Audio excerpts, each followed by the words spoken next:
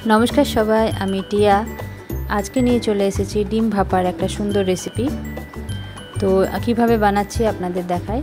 आमी एखाने 3टे डिम निয়েছি এবং বাটিতে ব্রাশ করে তেল ব্রাশ করে নিয়েছিলাম। সেটাতে ডিমগুলো ফেটিয়ে একটা কড়াইয়ে গরম জল করতে দিয়েছিলাম। সেখানে একটা ছিদ্রযুক্ত থালায় বাটিগুলো দিয়ে 10 মিনিটের মতো ভাপ দিয়ে নিয়েছিলাম। এদিকে মশলাটা রেডি করেছিলাম। একটা পেঁয়াজ, রসুন আর আদা আর টমেটোগুলো একটু হালকা তেলে ভেজে নিয়ে সেটা পেস্ট বানিয়ে নিয়েছিলাম।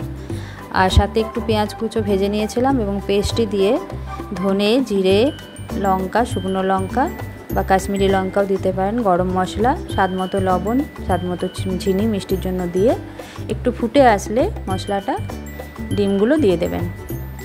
দেখতেও সুন্দর হয়েছিল, খেতেও সুন্দর হয়েছিল।